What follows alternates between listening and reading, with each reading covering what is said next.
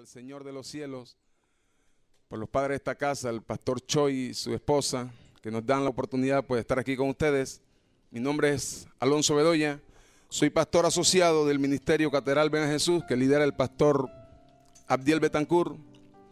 Él es el presidente de la Alianza Evangélica Arraiján. Estamos pastoreando una iglesia en Punta Chame. En el día de hoy hay un pastor amigo ministrando allá. Amén. Y aquí estamos. Creo que traemos una palabra de parte de Dios para su vida, y si usted se agarra a esa palabra, su vida será bendecida en todas las áreas. Amén. Y yo quiero que anote todos los principios que vamos a estar predicando en el día de hoy. Abramos nuestra Biblia en el libro o en el Evangelio según San Lucas, capítulo 12. Lucas, capítulo 12, verso 32. Aleluya.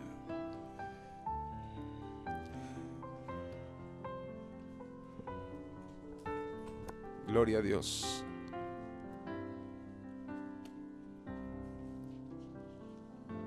¿Lo tienen?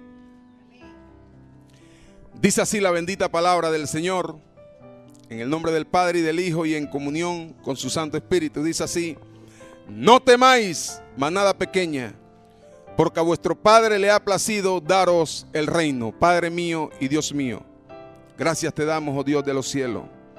Te adoramos, oh Rey, porque tuyo es el reino y el poder y la gloria. Gracias, Dios, porque tú estás aquí, Señor. Gracias, Padre bueno, porque tienes un pueblo alegre, un pueblo agradecido, Dios de los cielos. Gracias, Señor, porque sé que hoy sucederán cosas maravillosas. Algo sucederá en la vida de alguien en esta mañana, Señor. Yo lo sé, oh Dios. Yo he visto tu mano poderosa manifestándose en milagros portentosos, Dios. Yo he visto el cáncer cómo se va huyendo de la vida de la gente. He visto, Señor, la artritis huir de la vida de las personas, Dios. No por mi palabra, sino por tu poder. Gracias, Dios. Recibe honra y gloria, Padre bueno, en el nombre de Jesús. Y el pueblo que ama a Dios dice amén. Gloria a Dios. Dele otro aplauso al Señor de los cielos. Vamos a estar predicando hoy sobre el reino de Dios. Cuando hablamos de reino, no estamos hablando de un concepto, ni de un pensamiento, ni mucho menos de una apreciación personal, sino que estamos hablando de una revelación. Diga conmigo, revelación. Y es precisamente la carencia de revelación en cuanto a este tema lo que nos priva muchas veces a nosotros, los hijos, a apropiarnos de lo que ya el Señor nos ha concedido. Amén. Pocas son la gente que realmente han sabido lo que es el reino de Dios. Desde el principio, el reino de Dios ha sido el tema central de la Biblia. Juan el Bautista predicó del reino de Dios. El Señor Jesucristo predicó del reino de Dios. Los apóstoles predicaron del reino de Dios. ¿Pero qué es el reino de Dios? Vamos a leer que sea la misma palabra que nos diga. Primera carta a los Corintios, capítulo 2. Primera a los Corintios, capítulo 2. Yo siento una expectativa tremenda. Dígale que está al lado, algo va a suceder esta mañana. Dígaselo creyendo, dígaselo de nuevo. Algo va a suceder esta mañana.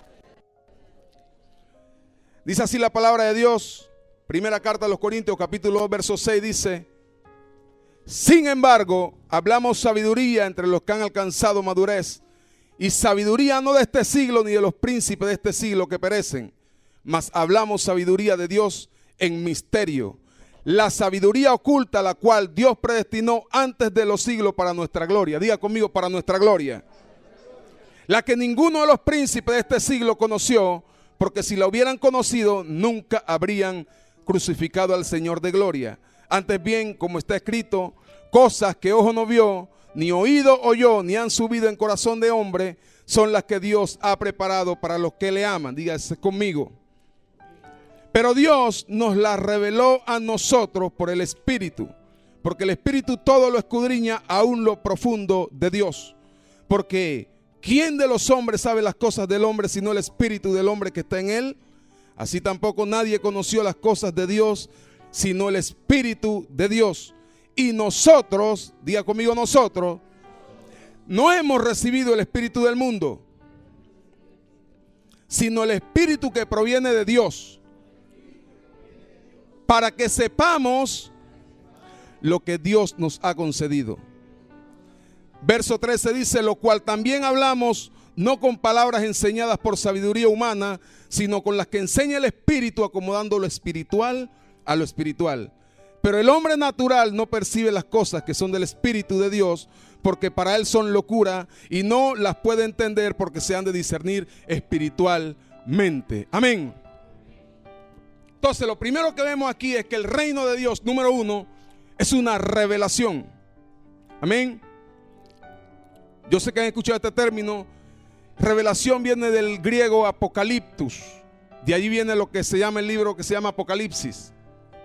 Y es que en el tiempo de antes, cuando un escultor estaba haciendo una escultura, valga la redundancia, siempre acostumbraban a cubrirla con un manto.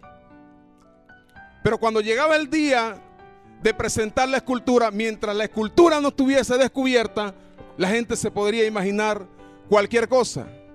Por ejemplo, lo veían con una cabeza grande que posiblemente era un casco. Amén. Lo veían con una espada y que posiblemente no era la espada, era el brazo. Pero cuando llegaba el momento de que esa escultura fuese descubierta, el escultor gritaba Apocaliptus, es decir, revelado es. El verso 8 dice: la que ninguno de los príncipes conoció, porque si la hubieran conocido nunca habrían crucificado al Señor de gloria. Me parece que aquí hay algo oculto, y nadie oculta algo que no sea de valor.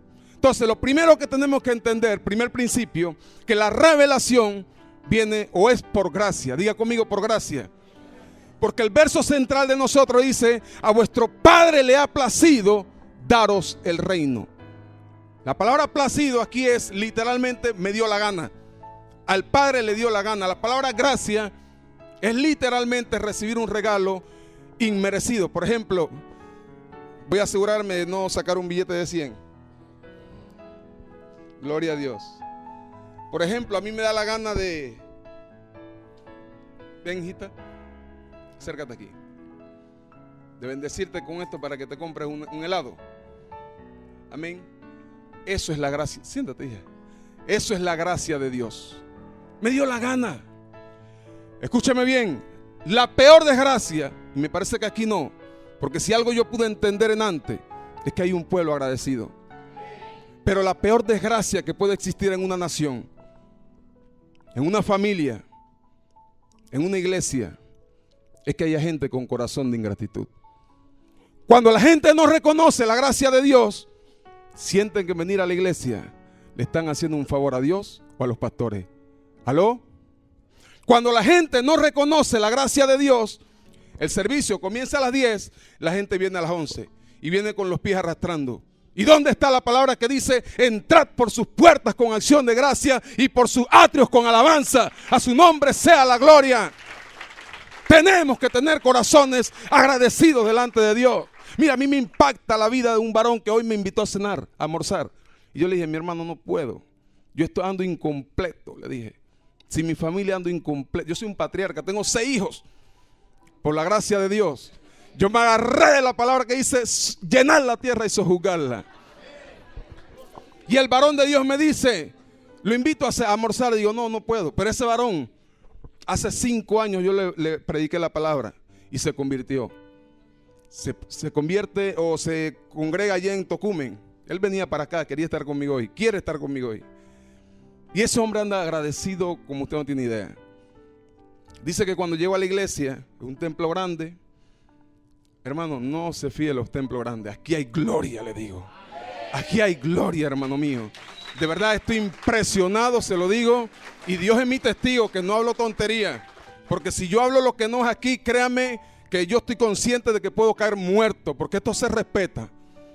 Y ese varón llegó al templo y fue al baño. Se dio cuenta que nadie servía en el baño. O sea que quería servir, pero que en todos los lugares ya estaban ocupados. Cuando llega al baño, se da cuenta que el baño nadie servía ahí. Es decir, no lo limpiaban como debía ser.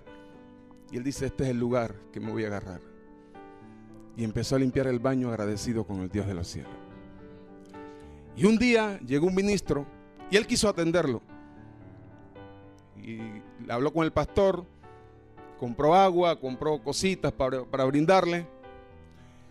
Pero estando allí, el ministro lo llama y le da una palabra poderosa. Le dice: mira, ¿sabes qué?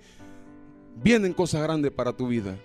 Dios te va a entregar algo grande. Y todo el mundo empezó: gloria a Dios, porque el varón es nuevo y está recibiendo palabra. Y el hombre cayó al suelo llorando. Y el hombre me dice, yo me llamo Alonso, me dice: Loncho, ¿sabe qué? La gente empezó a decirme que Dios me iba a llevar a las naciones. La gente empezó a decirme que Dios me iba a entregar negocio. Y lo que ellos no saben es que yo le estoy pidiendo algo más grande que el baño. Lo que ellos no saben que yo le estoy pidiendo es el templo para limpiar. ¿Sabe por qué? Porque yo estoy agradecido con el Dios que me salvó. A su nombre. ¿Sabe? Cuando yo escuché eso, yo temblé. Dije: Señor, yo necesito esa clase de corazón. Y alguien dice: pero ¿cómo le pagamos a Dios? Porque cuando usted está agradecido, usted quiere devolverle el favor a aquel que le favoreció. ¿Y cómo les pagamos a Dios? Dirá usted. A Dios no se le paga de ninguna manera. El Padre solamente le basta un corazón agradecido. Cuando usted tiene un corazón agradecido, quiere que la casa de su Padre sea la más bonita. ¿Aló?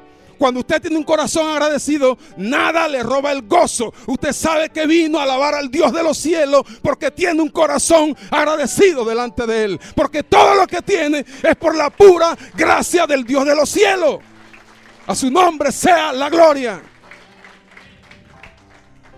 Segundo principio: la revelación viene por el Espíritu Santo de Dios.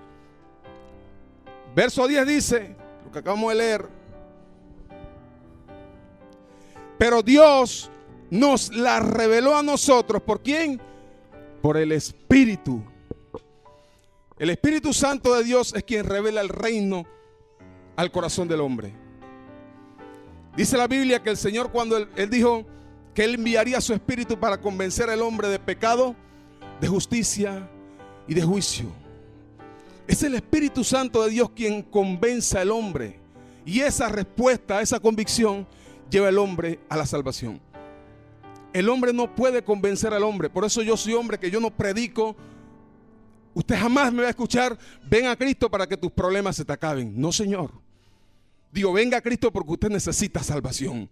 Usted jamás me va a escuchar: venga a Cristo para que los problemas se te acaben o para que la enfermedad se te vaya.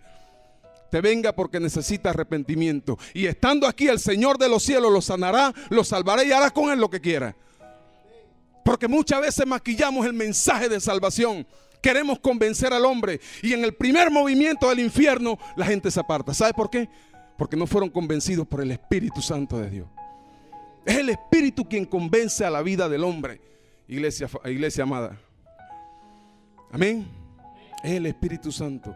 Mire, a mí me gusta, yo admiro a los hombres de Dios, a todo aquel que me diga: yo soy un siervo y que dé frutos dignos de arrepentimiento. Y a los predicadores y a toda esa gente. Pero escuche bien, el don más grande que nosotros podemos tener es la presencia del Espíritu Santo de Dios en nuestra vida. Ese es el don más grande. No es el cantar, no es el nada. Es el don, en la presencia del Espíritu Santo de Dios en nuestra vida. Hace unos días hace unos 6 años, yo recibí un golpe tan fuerte en mi vida, hirieron mi corazoncito. Entonces, yo no supe qué hacer. Llamé a mi pastor y le comenté, y solamente él me dijo: el Espíritu de Dios está contigo. Yo me fui a la casa, porque yo en esos días, pues yo vengo de yo tuve 2 hogares. El primer hogar fue mi esposa, la primera que falleció de cáncer. Yo no conocía al Señor todavía. Y luego me casé, pero tuve un revés en esos días. Y nunca olvido, literalmente se los digo, que yo me acostaba en la cama a dormir. No podía conciliar el sueño. Pero en el momento que venía esa oportunidad de yo cerrar mis ojos, en ese preciso momento venía el recuerdo de lo que había pasado. Y automáticamente me levantaba y sentía una mano grande, pesada, suave, que me decía: mírame a mí. Ahí supe lo que era ser consolado por el Espíritu Santo de Dios. El Espíritu Santo es lo más precioso en nuestra vida. Es el Espíritu Santo quien hace que podamos interpretar la palabra de una manera correcta. Sin el Espíritu Santo de Dios podemos entrar en el error. Yo no soy capaz de leer la palabra si primero no le digo: Señor, enséñame, ven a mí, oh Dios, y muéstrame lo que quieres mostrarme, porque hay cosas que no podemos ver a simple vista. Amén. El Espíritu Santo es quien revela la verdad a la vida del hombre. Dice la palabra que el Señor enviaría el Espíritu de verdad para convencernos, para guiarnos, o para hacer las cosas más evidentes, para guiarnos a toda verdad. Amén. Y una de las verdades que el Espíritu de Dios revela es mostrarnos que Jesús es quien dijo ser. Él nos muestra o nos convence de su procedencia, así también como su deidad, de todo lo que es más. El Espíritu Santo es quien hace realidad al Señor Jesucristo sobre esta tierra. El Espíritu Santo es el regalo más grande que podemos tener como cristianos. Amén. Dele un aplauso al Espíritu de Dios.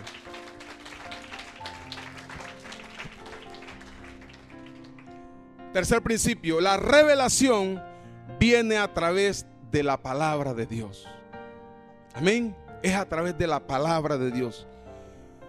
Mire, la palabra de Dios, cuando la palabra de Dios deja de ser deleite en mi vida, créanme que yo me preocupo. Cuando la palabra de Dios está dejando de ser un deleite para mí, yo me preocupo. Yo recuerdo que una vez vivía solo yo, y llego al apartamento donde vivía y me doy cuenta que no está la televisión. Por eso es que esta Biblia yo no la dejo, porque hay un testimonio en esta Biblia. Llego a la casa y no está la televisión. Y digo, pero tengo la palabra de Dios, sigo adelante. Pasaron los días, llego a la casa y no está la lavadora. Digo, ¿qué está pasando aquí? Digo, pero tengo la palabra de Dios, sigo adelante. Pasaron los días, se me habían llevado la nevera. Yo salí a ver si es que decía oferta, si es que decía el chocho, el campeón o qué, porque la gente me tenía de Congo. Digo, pero tengo la palabra de Dios, dije, y sigo adelante. Llegó un día y créanme, se me habían llevado la palabra de Dios. Digo, wow, me deshice por completo. Digo, ¿qué está pasando? Digo, usted tiene que ser el mismo diablo o un cristiano que se convirtió, o un ladrón que se convirtió a Cristo. ¿Qué es lo que ha pasado? Que se me han llevado la Biblia. Y por la gracia de Dios la recuperé. Pero me di cuenta que sin la palabra de Dios somos nada. Sin la palabra de Dios no podemos caminar. Ella es la luz que nos guía por el camino donde debemos andar. Es la palabra de Dios. Amén. Y Dios revela el reino de Dios. Él lo revela a través de su palabra, de lo que hoy conocemos como verdades paralelas. Y hay cosas que a simple vista no podemos verlas. ¿Sabe? Porque hay que escudriñar. Hay que trasladarnos al tiempo en que fueron escritas en su idioma original. Por ejemplo, la Biblia, el Nuevo Testamento en su mayoría fue escrito en griego. Y el griego es un idioma muy rico. Es decir, una palabra se puede usar para decir varias cosas. Amén. Por ejemplo, en el Antiguo Testamento, en el libro de Números, nos damos cuenta que dice la palabra que el Señor un día, el pueblo de Israel quería carne, pueblo carnal, quería carne. Y Dios trajo una brisa, un viento, y llenó el campamento de codornices. Cuando vamos al idioma original nos damos cuenta que literalmente se trata de un viento, de una brisa. Pero más adelante en el Nuevo Testamento vemos que el Señor está cruzando con sus discípulos hacia otro lugar. Y dice que un viento le era contrario. Amén. Ahí la palabra para decir viento es con el término neumas, donde viene la palabra neumático, neumólogo, neumonía, todo lo que tenga que ver con viento. A mí me llama la atención porque dice que el viento le era contrario. Pero viendo bien, la creación no se ha rebelado en contra de su creador. Dios le dijo al sol, alumbra, y hasta el día de hoy el sol no deja de alumbrar. Dios le dijo a los pajaritos, canten, y hasta el día de hoy los pajaritos cantan. Dios le dijo al mar, no te salga de tu causa menos que yo te mande, y hasta el día de hoy el mar ha obedecido. Así que cuando usted vea un maremoto, no piense que la naturaleza se volvió loca. Es porque la mano de Jehová está metida en ese lugar, porque Él controla todo ahí, iglesia. Nada se sale de control. Lo único que se han revelado en contra de Dios son los demonios, el diablo y el hombre. Amén. Entonces, cuando dice la palabra de Dios que un viento le era contrario, la palabra viento o la palabra neuma, que se dice para decir viento, también se usa para decir espíritu. Entonces pienso yo que posiblemente no era un simple viento, sino era un espíritu que le era contrario. Amén. Y así en la palabra de Dios hay mucha revelación. Cuando el Señor me da esa palabra diciendo: no temas, iglesia, no temas, manada pequeña. La palabra no temas, cada vez que sale en la Biblia, es para un anticipo o una promesa. Es para simplemente un anticipo, para un respaldo o una promesa de parte de Dios. Dios le dijo a Abraham: Abraham, no temas. Abraham tenía miedo de morir sin hijo.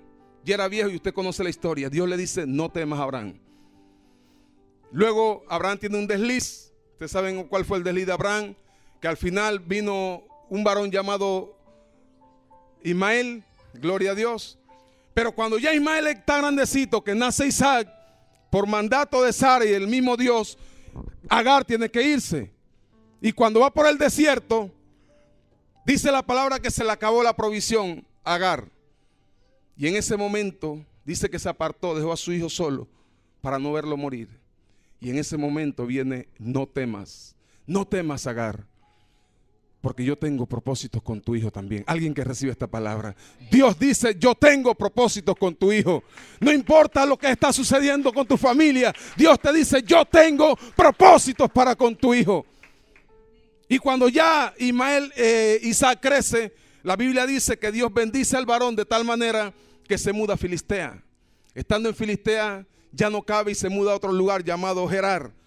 Estando en Gerar, había un problema en Gerar, que no llovía, y donde no hay lluvia hay escasez, y donde hay escasez hay muerte. Pero ¿cuántos saben que aún en medio del desierto, cuando la gracia de Dios está sobre ti, aún en medio del desierto Dios te hace florecer? Amén. Así que el varón de Dios abre un pozo y encuentra agua. Pero los hombres envidiosos de Gerar le quitan el pozo. El varón de Dios hace otro pozo y se lo vuelven a quitar. Y abre un tercer pozo y el hombre tiene miedo. Y es cuando dice Dios: Isaac, no temas. Y es que muchas veces, escúcheme bien, muchas veces Dios va a permitir o va a llevarnos por esos caminos de incompetencia. Y es que hay dos caminos de incompetencia. El primero es cuando yo no cuento con las capacidades o no cuento con los recursos para enfrentar el reto que tengo hacia adelante. Pero eso tiene solución. La solución es capacitarme. La solución es buscar los recursos. Pero hay otra clase de incompetencia. Y es que cuando, a pesar de contar con la capacidad o a pesar de contar con los recursos, simplemente las cosas se me salen de la mano. Simplemente yo no puedo enfrentar la situación porque las cosas se me salen de la mano. Y Dios permite muchas veces llevarnos a ese lugar. ¿Sabe por qué? Porque Él quiere mostrarnos que cuando somos débiles, entonces somos fuertes, porque su poder se perfecciona en nuestra debilidad. Es necesario llevarnos por ese camino de incompetencia. ¿Sabe por qué? Porque Dios necesita mostrarnos a nosotros que el cumplimiento de sus promesas no dependen de nuestra fuerza ni de nuestra capacidad, sino del poder, la misericordia, la fidelidad de Él. A su nombre sea la gloria. Y Dios le dice a Isaac: Isaac, no temas, porque contigo estoy para librarte. A Josué le dice: no temas. Por eso cuando Dios trajo esta palabra a mí, iglesia, no temas. Yo no sé cuál sea tu temor, pero Dios te dice: no temas. El no temas es simplemente un anticipo a un respaldo o a una promesa. Dios les ha entregado el reino, iglesia amada. Y a lo largo de toda la Biblia vamos a escuchar el no temas. A Josué le dijo: no temas. Josué tenía miedo porque 40 años atrás él había visitado el pueblo, la tierra de Canaán, y allá no habían niños, allá habían hombres de guerra, hombres endemoniados que quemaban a sus hijos. Y él sabía que lo que se iba a enfrentar era algo terrible. Y Dios le dijo: no temas, contigo estoy, no temas. Y a lo largo de toda la Biblia, a Isaías, a Joel, a Jeremías, amén, a Daniel le dijo: Daniel, no temas, porque desde el día que dispusiste tu corazón para buscar, desde ese día fueron escuchadas tus palabras. No temas, iglesia. A Jairo le dijo: no temas, Jairo, porque Jairo tenía a la hija enferma. Y resulta que Cuando ya van camino hacia el lugar para sanar a la hija, dice la palabra que llegaron unos emisarios y le dijeron: Jairo, ya no molestes al maestro, ya tu hija murió. Y el Señor le dijo: Jairo, no temas, cree solamente. ¿Qué ha muerto en tu vida, iglesia? ¿Qué ha muerto en tu vida? Aquel negocio, aquellos sueños, aquel proyecto, ¿qué es lo que ha muerto en tu vida? Dios te dice: no temas, no temas, cree solamente y vivirá. Cree solamente y vivirá. Alguien está recibiendo esta palabra. Cree solamente y vivirá, familia. Dele un aplauso al Señor de los cielos. Aleluya, aleluya. Oh, gloria a tu nombre, Dios. Número 2. El reino de Dios es una estructura. Amén. Una estructura es el conjunto de elementos que sirve como soporte de una cosa. Pero dentro de la estructura, ¿por qué? Porque 1 Corintios capítulo 3, verso 10 dice: conforme a la gracia de Dios que me ha sido dada, yo como perito arquitecto puse el fundamento. Puse el fundamento. Dentro de una estructura está, primer principio, el fundamento. El fundamento es la base o el cimiento de una cosa, para soporte de una cosa. Es la base o el cimiento donde descansa un edificio. Amén. ¿Quién es el fundamento de nuestra iglesia? Cristo Jesús. Cristo Jesús es el fundamento. Por eso Él dijo que Él compara a un hombre que edifica una casa con un hombre prudente, que edifica una casa sobre la roca. El que hace su palabra, el que escucha su palabra, perdón, y la hace, lo compara con un hombre prudente que edifica su casa sobre la roca. Y vienen las tempestades, y vienen las dificultades. Por eso, cuando les contaba el testimonio hace poco, yo pude entender que cuando la dificultad viene a la vida de alguien que no tiene a Cristo, simplemente se derrumba. Cuando la enfermedad o la muerte o lo que sea viene para una familia que no esté cimentada sobre el fundamento que es Cristo, simplemente se derrumba. Pero cuando la dificultad, porque viene, yo le digo que más dificultades he enfrentado ahora que estoy en Cristo que cuando estaba en el mundo. Así es. Por eso yo no le digo a nadie: venga para que se solucionen las cosas, porque se acrecientan.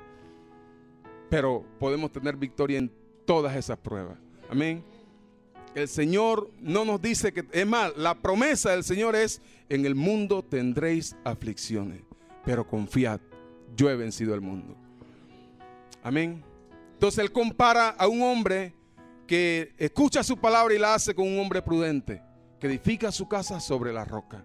Es decir, siempre vendrán dificultades, pero si nuestra casa está fundada sobre la roca, nunca caeremos, familia, nunca.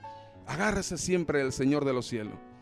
Agárrese siempre. Mire, el tema que yo estoy predicando en la iglesia donde predicamos, donde estamos pastoreando, yo estoy predicando hace ya meses de Apocalipsis, de la venida del Señor.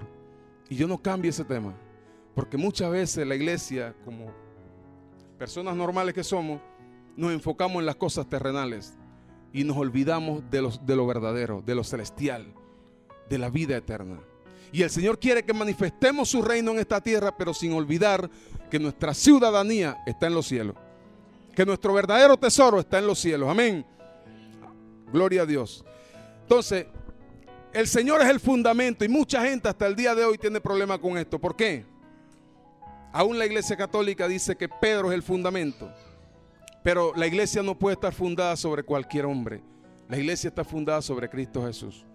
Amén. Porque siempre yo he vivido muchas dificultades, tengo muchos testimonios que contar, pero siempre he visto la mano poderosa de mi Dios.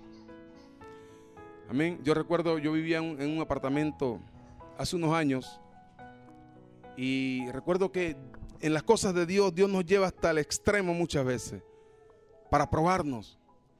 Recuerdo que yo tenía una casa con la madre de mis hijos, la primera mi esposa, tenía una casa grande y lujosa, y yo con carro fino y todo eso. Pero cuando yo vine a los caminos del Señor, el Señor sabía que todavía eso lo traía arraigado dentro de mí. Y llegué a vivir solo en un apartamento, y habían dos cosas las cuales yo sentía, como le dicen, fobia. Yo no sé, yo sentía como repugnación. Y una de esas cosas era zorra, la zorra. Yo no soporto la zorra. Y otra cosa son los gusanos de basura. Usted me pone eso y yo salgo brincando y gritando como un niño. Y un día estaba ahí en ese apartamento y Dios me fue llevando al extremo ahí tratando conmigo. Recién me convertí hace unos 12 años, más o menos 10 años.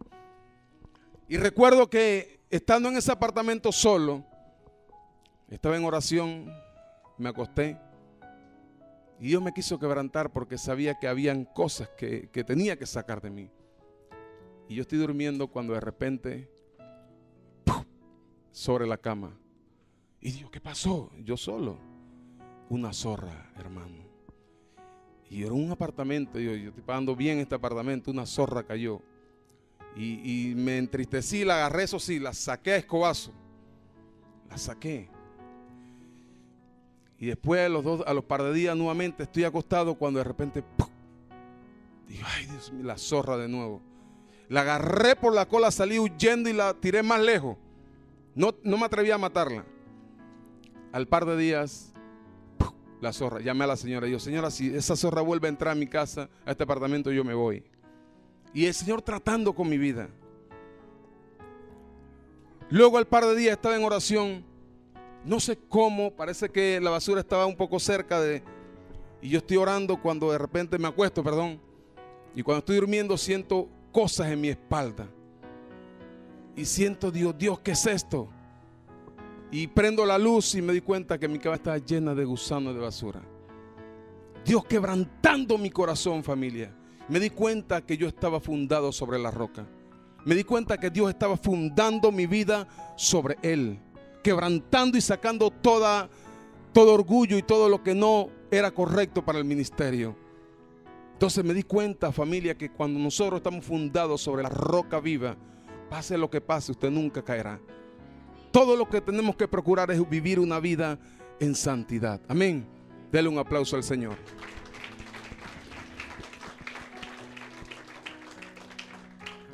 Segundo principio. El reino, el fundamento. Segundo principio. Dentro de una estructura está el perito arquitecto. Están los que guían la obra del Señor. 1 Corintios 3:10 dice, conforme a la gracia de Dios que me ha sido dada, yo como perito arquitecto puse el fundamento. Pablo está hablando que él era el perito arquitecto. Un arquitecto, o mejor dicho, una obra no puede estar o no se puede edificar sin que haya alguien que dirija la obra. Esta es la obra del Señor. Y hay peritos arquitectos en toda obra. Pero un perito arquitecto o un capataz no puede ser capataz porque le da la gana de serlo, si no ha recibido la orden de alguien que lo haya contratado o lo haya puesto como capataz. Amén. Como dice el pastor Nicomedes, todo el que tenga autoridad tiene que estar bajo autoridad. Amén. Así es. Un perito arquitecto no puede serlo porque le da la gana, sino que ha sido contratado por el dueño de la obra. Y cuando ya es perito arquitecto, cuando ya es capataz de la obra, no puede hacer las cosas a su manera a menos que siga lo que está establecido en un plan o en un plano que ya está establecido. Amén. Así es un pastor. Un pastor no es pastor porque le da la gana. Un líder no es líder porque le da la gana. Ha sido puesto por una autoridad. Yo aquí estoy en este lugar predicando y tengo toda la autoridad porque yo recibí autoridad. Amén. Y cuando alguien es puesto en autoridad, tenemos que someternos humildemente a esa autoridad. Amén. Tenemos que someternos humildemente a esa autoridad. Pero como lo dije, ese arquitecto no puede hacer las cosas a su manera. Tiene que seguir un plano ya establecido. El plano en la vida pastoral es la palabra de Dios. Si alguien me da un consejo a mí, créame que no lo doy. A menos que yo le diga, espérenme un tiempo a ver qué me dice Dios a través de su palabra. Porque si las cosas salen mal, usted no me va a decir, usted me dijo, no, usted no me dijo, Dios le dijo a usted. Entonces, yo esos planos aquí establecido, la palabra de Dios. Pero ¿qué pasa? ¿Por qué digo que es una estructura? Porque el reino de Dios se maneja por principios de autoridad. Y la autoridad en el reino de Dios se respeta, familia. Y ese es un principio. Dios se mueve por principio. Por eso digo, a Dios no lo mueven tanto las lágrimas. A Dios lo mueven los principios. Dios es un Dios de principio. Porque si a Dios lo movieran por las lágrimas, créanme que mi vida hubiese sido un desastre. ¿Cuántas veces he llorado a Dios por cosas y Dios no me la ha dado? Y después he dicho, Señor, gracias, porque no me la diste. Dios es un Dios de principio. Y uno de los principios es el principio de autoridad. Amén. Por eso vemos cuando el arcángel Miguel contendía el cuerpo de Moisés con Satanás. La Biblia dice que lo contendían. Unos dicen que era para hacer más bien como una especie de idolatría, para que el pueblo se descarriara. No lo sé. Lo cierto es que lo contendía con Satanás. Satanás y el arcángel Miguel. Pero me llama la atención que el arcángel Miguel, siendo el arcángel Miguel, se limita y no le dice nada a Satanás en contra. Simplemente apela a alguien más grande. No profiere palabras de ofensa. Simplemente dice, Jehová te reprenda, Satanás. Es decir, fue a una autoridad más grande. Amén. Porque en el reino de Dios la autoridad se respeta. A pesar de que el arcángel Miguel era un arcángel, valga la redundancia, Satanás era un querubín. Un querubín era el que cubría o el que estaba más cerca de la gloria de Dios. Y aunque había caído, el arcángel Miguel sabía que él era un querubín. Por eso dijo, Jehová te reprenda, Satanás. Y siempre, familia, mantengámonos humildes a la dirección de nuestros pastores. Yo soy pastor en una iglesia. Y tengo una congregación, por la gracia de Dios, como esta. Pero jamás, cuando a mí me invitaron para acá, yo no dije, sí, yo voy. Yo consulté con mi pastor. Que si mi pastor me dice, prefiero mejor que hagas esto, yo lo hago. Aunque no quisiera, lo hago. Porque yo me someto a la autoridad de Dios. Amén. Porque nadie tiene autoridad si no está bajo autoridad, dice la palabra. Amén. Entonces, si vemos también la historia de Moisés, cuando María y Aarón estaban murmurando, porque Moisés se iba a casar con una negrita que todavía no entiendo por qué. No entiendo la razón, ¿verdad? En vez de aprovechar ese momento para mejorar su raza, gloria a Dios. Y dice que empezaron a murmurar y dijeron que Moisés se estaba casando con una negrita. Y dice que el Señor en ese momento no dijo nada. El Señor no hizo nada porque era un problema familiar. Pero en el momento que María dice, ¿acaso Jehová no ha hablado por mí también o por nosotros? Es decir, pasó de un problema meramente familiar a un problema ministerial. Y en ese momento Dios le dice, vengan acá. Estaban cuestionando la autoridad puesta por Dios. Y en el reino de Dios la autoridad se respeta, familia. Amén. La autoridad se respeta. Créame que yo no me muevo para ningún lugar si primero yo no consulto con mi pastor. Tampoco nos movamos si primero no consultamos con nuestros pastores, familia. Porque eso es de Dios. Amén. Dios se mueve por principio. Cuando usted honra a alguien, Dios lo honrará a usted. ¿Qué es un principio? Si tú me honras, yo te honraré. Mire, tengo un amigo porque es tanto los principios de Dios, que aún los que estén fuera del camino del Señor, Dios honra su palabra. Dios guarda su palabra. Tengo un muchacho que compró una casa, un terreno grandísimo, con la intención de mudar a toda su familia. Hizo 2 casas grandotas y mudó a su familia, principalmente a sus padres. Y él me dijo que quería comprar un terreno, el terreno de atrás, que era de 1000 metros también, pero que no tenía el dinero. Y al final lo compró un gringo. Y ese gringo levantó una mansión allí, qué caserón. Y a mí me llama la atención porque él es el dueño ahora de esa casa. Pasaron el gringo solamente la hizo y se murió. Y se la dejó a la esposa se fue para Estados Unidos y ahora el dueño de esa mansión es el mismo muchacho. Dios lo honró, porque cuando nosotros cumplimos con el principio de Dios, Dios nos honra. Dios es un Dios de principio. A Dios no lo mueven las lágrimas, Dios lo mueve el principio que está establecido en su palabra. Amén. Y Dios es un Dios que respalda a nuestras autoridades. La autoridad que Dios pone, Dios la va a respaldar siempre. Amén. Así que dentro de una estructura están también los obreros. Los obreros. Dice la palabra de Dios, capítulo 3, verso 10 dice: conforme a la gracia de Dios que me ha sido dada, yo como perito arquitecto puse el fundamento y otro edifica encima, pero cada uno mire cómo sobreedifica. Dentro de la estructura estamos nosotros los obreros, la congregación. Pero tenemos que saber, familia, que tenemos 6 materiales para edificar nuestra casa. O la edificamos con heno, o con hojarasca, o con madera. O la edificamos con piedra preciosa, con plata o con oro. Tenemos que hacer la voluntad de Dios. Muchas veces le preguntamos: Señor, ¿cuál es la voluntad tuya? Quiero hacer tu voluntad.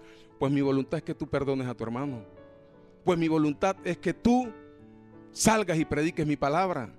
Mi voluntad es que tú ganes almas. Mi voluntad es que tú honres a tus pastores. Mi voluntad es que tú honres a tu hermano. Que no solamente ores por tu hermano, sino que le extiendas la mano literalmente.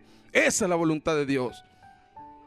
Y si nosotros edificamos con oro, eso es oro, eso es plata, eso es piedra preciosa. Vivir en santidad, eso es edificar nuestra vida con oro. Y hoy en día la gente no predica santidad. ¿Sabe por qué? Porque la gente quiere predicar prosperidad aunque tú estés en pecado. Pacta, no, Señor. El pacto que le agrada a Dios es un corazón que diga: Señor, de aquí en adelante pacto contigo de vivir una vida íntegra delante de tu presencia. Santidad no es solamente vestirme bien. Santidad no es solamente hacer las cosas bien para que la gente me vea. Santidad es saber que tengo que hacer las cosas bien aunque nadie me esté viendo, sabiendo que el Dios de los cielos me ve. Santidad no es solamente que digan: wow, tremendo varón. No, Señor. Yo recuerdo, familia, que una vez yo trabajo equipo pesado. Una vez se acerca un muchacho llamado Eric y me dice: yo tenía una congregación allá, y me dice: varón, me parece que usted es un hombre que vive en santidad, vive la palabra, me dice él. Y yo cada vez que yo tengo una familia que la mayoría son cristianos, y cada vez que yo hablo con ellos, yo le menciono su nombre. Hasta me han dicho que ya canso con usted, pero es que yo a nadie veo que vive una vida así tan recta como usted, me dice él.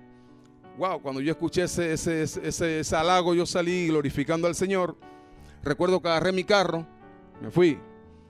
Yo recuerdo que había una recta, había un semáforo allá adelante, en Arreján. Y cuando veo el semáforo, yo aceleré, porque estaba en verde. Aceleré el carro. Y cuando voy llegando, la luz cambia a amarilla. Parece que nosotros, cuando la luz cambia a amarilla, parece que nos dicen acelere. Y yo aceleré un poco más, sabiendo que me iba a dejar la luz amarilla. Y cuando ya iba llegando, cambia a roja. Y pasé. Cambió a roja como por 5 segundos, nadie se movió. Pasé. Y cuando paso, viene un pensamiento en mi vida, que hasta el día de hoy lo recuerdo. El Señor me dijo a mi corazón, porque cuando Dios te habla y eso no te lo puedes quitar. Dios me dijo: el testimonio de Eri es tremendo. Que Eri diga que eres tremendo varón es bueno, pero no es suficiente. El que Eri dice que tú eres un tremendo varón y que tú eres una tremenda mujer no es suficiente. Suficiente es lo que Dios diga de ti. Amén. Y eso me confrontó, porque me llevé la luz roja sabiendo que me la iba a llevar. Y usted pensará que es tontería, pero es una vida íntegra delante de Dios lo que estamos hablando. Y Dios así en mi vida literalmente me confrontó. El que los hombres digan que eres bueno, es bueno, definitivamente, pero mejor es lo que yo diga de ti. El testimonio que impacta es una vida en santidad, familia. Vivamos íntegramente delante de Dios. Vivamos una vida santa delante de Dios. A Dios le impacta o le gusta cuando hacemos esos pactos. Pactos de vivir en santidad para Él. Amén. Dele un aplauso al Señor. Aleluya, aleluya. Entonces estamos claros que el reino de Dios número 1 es una revelación. La revelación es por gracia. La revelación viene por el Espíritu. La revelación viene a través de su palabra. Número 2, el reino de Dios es una estructura cuyo fundamento es Cristo, cuyos arquitectos los pastores y los obreros pues nosotros, la congregación. Número 3, el reino de Dios es una manifestación. Amén. Ahora, su manifestación reposa o se activa bajo un patrón de orden. Amén. Primero, la manifestación viene a través de la fe. Cuando nosotros creemos en el Dios del cielo, cuando creemos en su nombre, en ese momento se manifiesta el reino de Dios a nuestra vida. Amén. Desde ese momento, por medio de la fe, comienza a manifestarse el reino de Dios en nuestras vidas. Ahora, según Hebreo, la fe, ¿qué es la fe? Pero más que creer, porque según la Biblia dice que aún los demonios creen y tiemblan. Más que creer es hacer algo con lo que yo creo. Porque si lo que yo creo no me lleva a hacer algo, ¿para qué lo creo? ¿Para qué lo creo? Mire, yo recuerdo que yo iba a los hospitales antes a orar. Muchísimo. Los jueves, los miércoles yo me iba para los hospitales. Y un día un muchacho en mi trabajo me dice que le acompañara a orar por su suegra. Y yo le dije que sí. Pero pasaron los días y yo no pude ir. Pasó una semana y el varón de Dios me llega nuevamente que vaya a orar por su suegra. Y yo le dije que sí, que iba a sacar el tiempo. El hombre no me dice más nada. Al par de días me llega un pastor amigo que trabajaba conmigo en esos días y me dice: usted sabe que el varón Alcibiades está triste porque dice que le ha dicho 2 veces a usted que va a llorar por su suegra y usted no quiere ir. Digo, no es que no quiero ir, es que a veces no tengo tiempo, le digo. Pasaron los días, el hombre se me orilló, ya no me saludaba. Yo nunca vi a alguien que amara tanto a una suegra como ese varón. Y el hombre me llega después y me dice, la última vez que le digo, vaya a orar por mi suegra. ¿Por qué quiero que usted vaya? Porque Dios me mostró que fuera usted. Y yo, vaya, si Dios le dijo que fuera yo, pues vamos para allá. Fuimos al hospital y yo llego. Cuando llego al hospital me encuentro a la esposa del varón, a la hija de la señora. Y yo le digo, su mamá será sana hoy en el nombre de Jesús. Al día siguiente le iban a operar. Y ella empezó a llorar y en el mismo ascensor se cayó. Empezó a quebrantarse. Digo, wow, tremenda palabra le he soltado yo a esta mujer, dije yo. Cuando entramos y fue tremenda gloria, la mujer estaba acostada, oramos, la sala empezó a vivir un momento de gloria tremendo. Pero ya al final, yo le pregunto, le hago una pregunta que cambia todo. Yo le digo, ¿qué tiene su mamá? Cuando yo dije, ¿qué tiene su mamá? Se formó la de San Quintín. Esa mujer agarró al esposo por aquí, por el chicote, y se lo fue llevando allá y empezó a reclamarle un montón de cosas. Me dice, con razón este varón está diciendo que mi mamá será sana hoy y que no la van a operar porque es que él no sabe lo que tiene mi mamá. ¿Qué tenía su mamá? Tenía un hueco en la espalda. Y la operación trataba de extraer carne y piel de otros lugares e injertarla en esa parte. Y dije yo, Dios mío, ¿y qué dije yo? ¿Y ahora cómo hago para quitarme esto que he dicho? Para arrepentirme, dije yo. Y en ese momento sentí que Dios quería llevar mi fe a otro nivel. Que si yo me entero o sé lo que tiene esa señora, créanme que yo no le digo, tu mamá hoy el Señor la sana. Dije, Señor, si tú permitiste, yo nunca había orado por alguien sin saber lo que tenía la persona. Digo, si esto ha pasado es porque tú quieres hacer algo en este día. Y dije yo, su mamá no la van a operar. Y ella me miró así y empezó a llorar. Dice, ¿usted sabe ya lo que tiene mi mamá? Digo, sí, pero su mamá no la van a operar. Al día siguiente, estoy trabajando, esa noche no dormí. Esa noche me la pasé despierto, orando y clamando al Dios del cielo. Más que por la misma sanidad, me di cuenta que yo estaba orando era por mi reputación. Y dije, Señor, ayúdame, Dios, porque he soltado una palabra y usted sabe que cuando usted suelta una palabra y no tiene cumplimiento, la Biblia dice, según el Antiguo Testamento, ese profeta tenía que morir. Por eso hay que tener mucho cuidado. Cuando usted suelta una palabra, tiene que saber que esa palabra tiene que tener cumplimiento. No es profetizar por profetizar. Por eso a mí no me mueve cualquiera que me dice, así dice el Señor. No, bájeme esa mano. Porque quizás sea el Señor fulano o el Señor perencejo, pero yo sí sé que cuando el Señor de los cielos habla, mi espíritu se conmueve. Amén. No es decir, así dice el Señor. No, Señor. Y el día siguiente yo trasnochado, en ayuno, voy ante el varón de Dios, digo, ¿y su suegra cómo está? Y el varón de Dios me dice, tempranito, está en el quirófano. Ay, Dios mío, eso fue una noticia terrible. Digo, Dios. Y empecé a clamar mientras trabajaba en mi máquina. Cuando llego al del varón de Dios, como a las 2 horas, digo, ¿cómo está su suegra? Si está en el quirófano, un hombre muy dulce, ser un hombre muy dulce. Está en el quirófano, varón, sonriendo. Digo, ay, Dios mío. A las 3 horas, por ahí como a las 11, 12 del día, voy nuevamente y digo, ¿cómo está su suegra? Ya no se sonreía, dice, está en el quirófano. Digo, Dios, le estoy quitando la dulzura a este hombre. Como a las 2 de la tarde me la acerco de nuevo. Digo, ¿cómo está su suegra? Dice que está en el quirófano todavía. Digo, Señor, ¿qué está pasando? A las 6 de la tarde me le llego. ¿Cómo está su suegra? ¿Qué le ha dicho su esposa? Y el hombre me suelta una sonrisa y dice, me dijo que el hueco se cerró, que el hueco que ella tenía en la espalda se selló. Digo, Dios, gracias. El hueco que ella tenía en la espalda, donde los doctores metían la mano para limpiarla, se había sellado en un momento. Los médicos no sabían lo que estaba sucediendo. Los médicos sabían que algo milagroso había sucedido en ese momento. Porque no estamos hablando que se había ido una enfermedad. Estamos hablando que ellos están viendo que un hueco un día antes está y al día siguiente estaba cerrado. Eso lo hace el Dios de los cielos cuando alguien le cree. Amén. Cuando alguien le cree a Dios, Dios hace cosas maravillosas. Y Dios se mueve a través de la fe. El reino de Dios se manifiesta a través de la fe. Número 2, el reino de Dios se manifiesta a través de la obediencia. Amén. En este tema de obediencia tenemos que ser radicales. Obedecer a media es contado como desobediencia. Tenemos que ser radicales.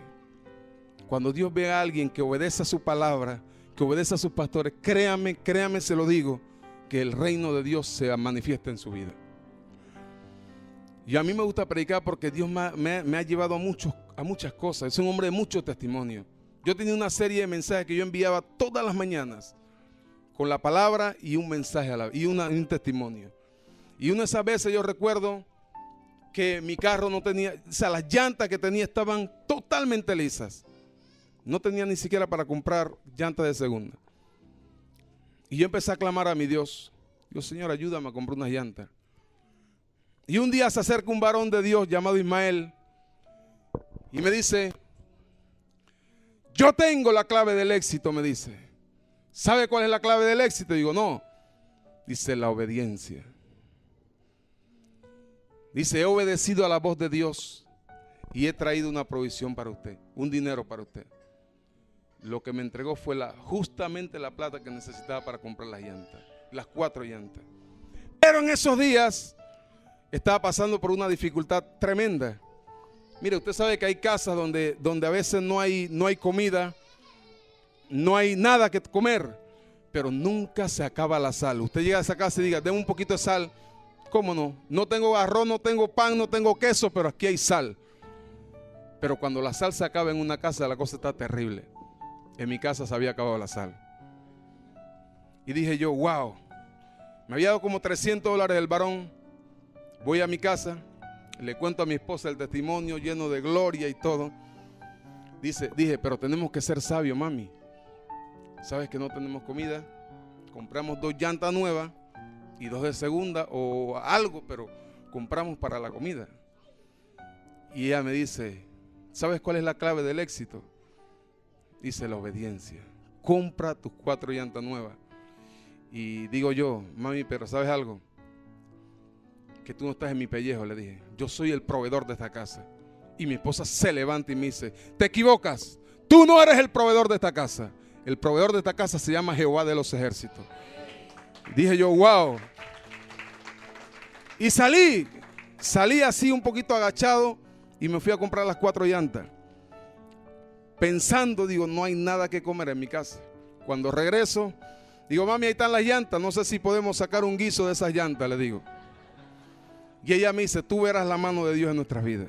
Al día siguiente, me llega el varón de Dios. Tengo la clave del éxito. Dice, ¿sabe cuál es la clave del éxito? Ya yo sabía, pero él quería que yo le dijera que no. Digo, no.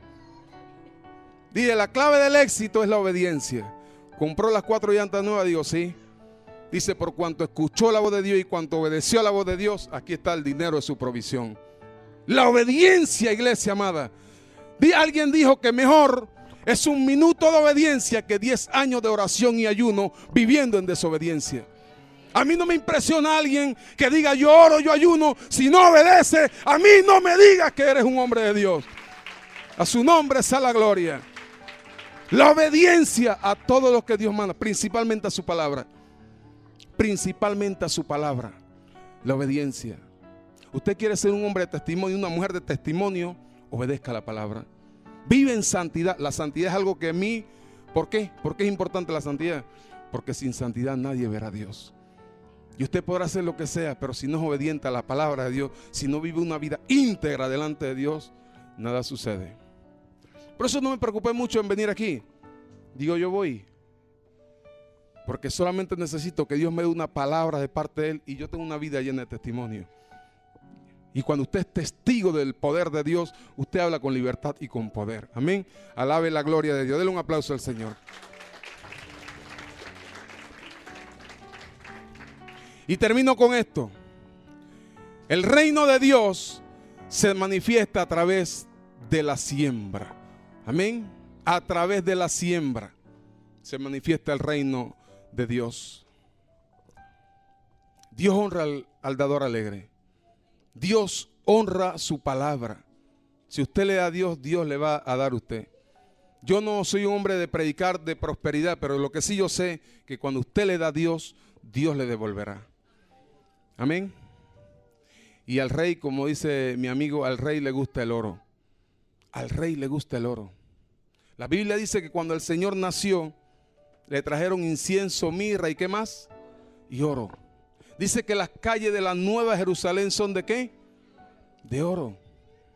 Al rey le gusta el oro. Diga conmigo, al rey le gusta el oro. Ofrendar oro es la máxima expresión de honra. Pero nosotros no estamos acostumbrados a sembrar oro. ¿Pero qué es una ofrenda de oro? Una ofrenda de oro es lo mejor que tú tengas para Dios.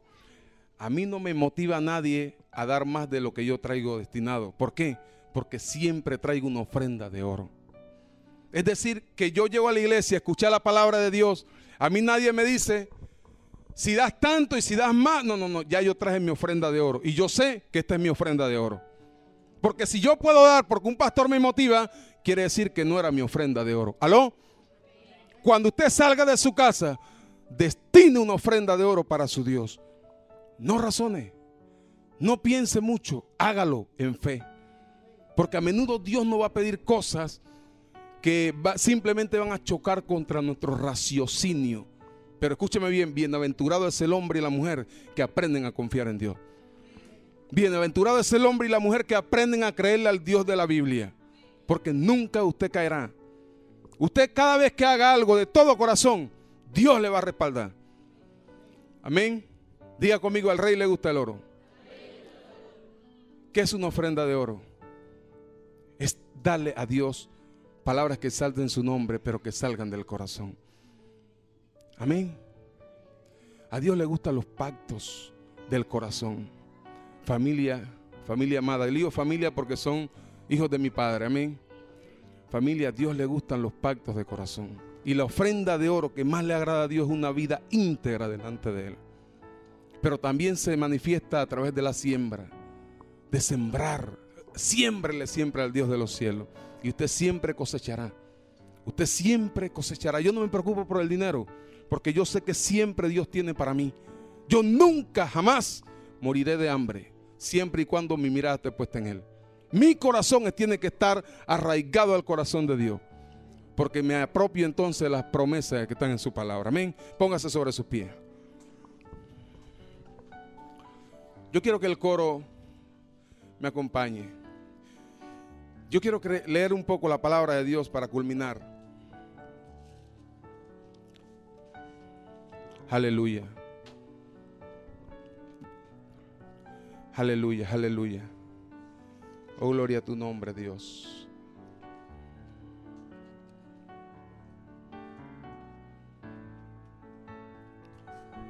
Segundo libro de Reyes, capítulo 4. Quiero leerlo un poquito allí y culmino con esto. Gracias, Señor. Aleluya, Dios.